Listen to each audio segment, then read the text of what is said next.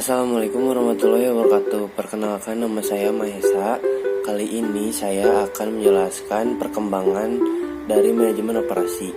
Orang pertama yang memberikan perhatian terhadap cara produksi efisien adalah Adam Smith dengan menulis buku The Wealth of Nations tahun 1776. Adam Smith mengemukakan keuntungan dari adanya pembagian kerja, yaitu yang pertama, bertambahnya kecakapan atau keterampilan seorang apabila orang itu mengerjakan pekerjaan secara berulang-ulang. Yang kedua, diperoleh penghematan waktu karena sering bergantinya pekerjaan dan pekerja yang satu dengan pekerja yang lainnya. Yang ketiga, ditemukannya mesin-mesin spesialis yang hanya mengerjakan satu macam pekerjaan saja dalam satu rangka pekerjaan. Pada masa ini kemudian terjadi perubahan sistem produksi dan sistem produksi rumahan menuju sistem produksi dengan mesin. Misalnya ditemukannya alat pintal, alat tenun, dan mesin uap. Perkembangan produksi semakin maju. Dari perkembangan pabrik-pabrik kemudian diikuti dengan perkembangan tenaga kerja. Eli Whitney 1880 dikenal sebagai orang pertama yang mempopulerkan komponen yang dapat dibongkar pasang, yang didapat melalui standarisasi dan pengendalian mutu. Ia berhasil memenangkan kontrak pemerintah Amerika untuk 10.000 pucuk senjata yang dijual dengan harga tinggi karena senjata tersebut dibongkar pasang. Pada 1852, Charles Babbage mengemukakan pendapat bahwa pada proses produksi barang, kegiatan-kegiatan yang tidak ekonomis dalam hal pemakaian mesin-mesin dan tenaga manusia. Pada bukunya On the Economy of Machinery and Manufacture, pada masa ini sistem produksi diharapkan ekonomis sehingga tidak menjadi terusan faktor produksi. Disusul kemudian oleh F.W. Taylor tahun 1881 dengan mengemukakan metode kerjanya dengan pembagian gerak dan waktu secara minimum atau dikenal dengan Time and Motion Study. F.W. Taylor mengemukakan 4 tugas pokok manajemen, yaitu yang pertama, mengganti metode rule of thumb, metode yang tidak berdasarkan ilmu, dengan metode ilmiah yang disebut motion study untuk memperhatikan gerak minimum sehingga diperoleh hasil maksimum. Yang kedua, manajer harus mengadakan seleksi dan pelatihan terhadap buruh atau tenaga kerja secara harfiah atau ilmiah serta menghilangkan sifat individualis di antara para pekerja. Yang ketiga, mengembangkan semangat kerjasama yang erat antara buruh, pegawai, dan manajer. Yang terakhir ialah mengadakan pembagian kerja secara jelas antara buruh dan majikan sehingga jelas pembagian tugas dan tanggung jawabnya.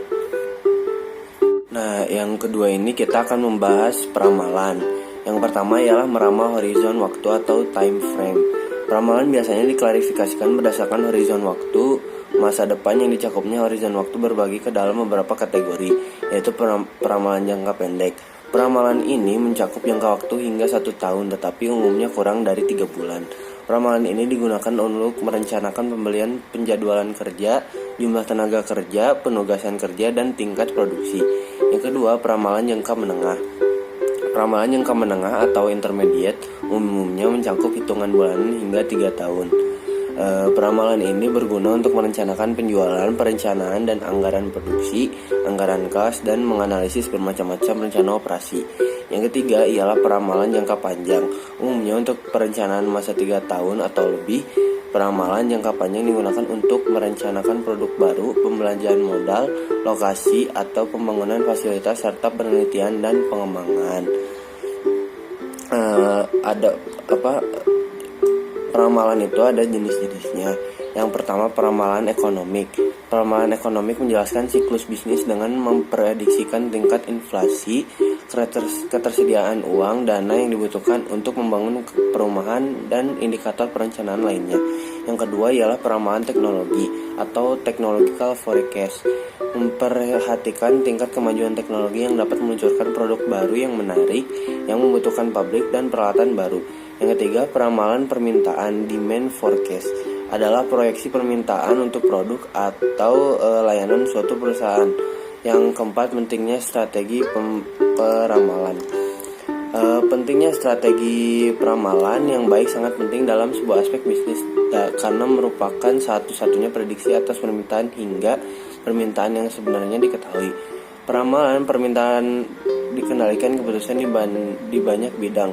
Berikut adalah dampak peramalan produk pada 3 aktivitas, yaitu yang pertama ialah sumber daya manusia, yang kedua ialah kapasitas, yang ketiga ialah manajemen rantai pasokan.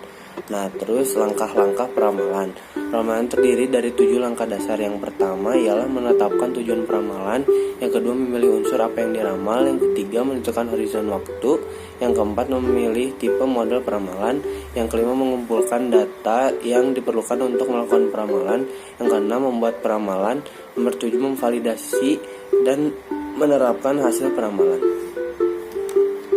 Selanjutnya adalah perencanaan agregat. Di sini saya akan menjelaskan 3 pengertian menurut para ahli. Yang pertama adalah menurut Hendra Kusuma, yaitu perencanaan agregat ialah suatu hubungan antara perencanaan harian atau penjadwalan dengan perencanaan jangka panjang. Untuk menyusun rencana agregat, pertama-tama harus diidentifikasi pentingnya mengukur output. Yang kedua ialah dari Muhammad Syamsul Ma'arif dan Henry Tanjung, yaitu perencanaan agregat ini memiliki horizon waktu sekitar 12 bulan dengan memperbarui rencana secara berkala. Tingkat permintaan agregat terdiri dari satu atau beberapa produk. Terus dari render yang ketiga. Perencanaan agregat atau penjadwalan agregat merupakan salah satu pendekatan untuk menentukan kuantitas dan waktu produksi pada jangka menengah 3 hingga 18 bulan ke depan. Tujuan perencanaan agregat ialah yang pertama mengumpulkan atau aggregation. Pengumpulan ini bertujuan untuk berfokus pada general course of action. Yang kedua, konsisten dengan tujuan strategik dan tujuan umum perusahaan. Yang ketiga, rencana produksi dan staffing dikelompokkan untuk pengelompokan besar produk-produk yang sejenis, jasa-jasa, unit tenaga kerja maupun unit waktu. Yang kedua ialah kelompok produk.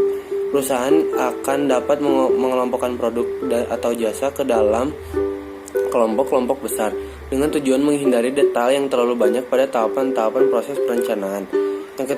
Yang ketiga ialah tenaga kerja atau labor. Perusahaan juga dapat mengelompokkan tenaga kerja melalui beberapa cara tergantung dari fleksibilitas tenaga kerja. Yang keempat ialah waktu atau time. Waktu perencanaan ialah jangka menengah yang dapat memiliki arti antara 3 bulan sampai 18 bulan. Biasanya perencanaan ini dilakukan secara bulanan atau triwulanan. Terus karakteristik perencanaan agregat. Yang pertama ialah dapat dinyatakan dalam kelompok produk atau famili agregate. Yang kedua, satuan unit yang tergantung jenis produk, ton, liter, kubik, jam mesin atau jam orang.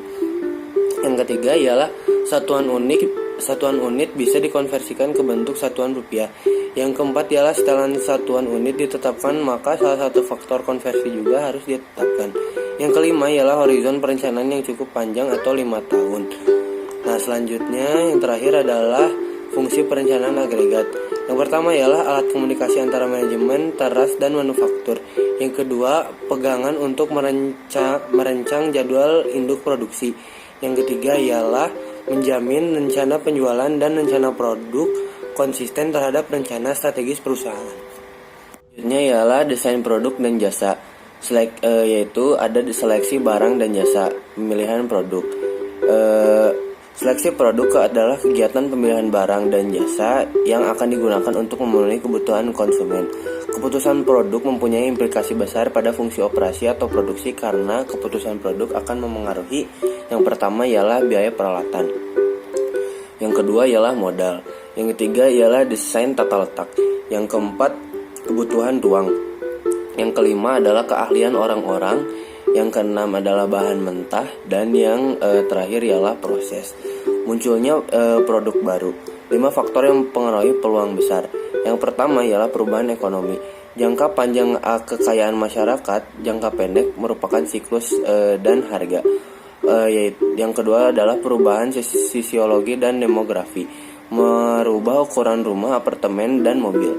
Yang ketiga ialah perubahan teknologi, kemungkinan segala sesuatu akan berubah. Yang keempat ialah perubahan politik, perubahan persetujuan, perdagangan, tarif, dan kontrak pemerintah. Yang terakhir ialah perubahan lain-lain muncul dari dinamika pasar, standar profesi, pemasok, dan penyalur. Manajemen operasi harus menyadari faktor-faktor tersebut dan mengantisipasi perubahan produk, adanya peluang untuk produk baru, volume produk, dan baruan produk.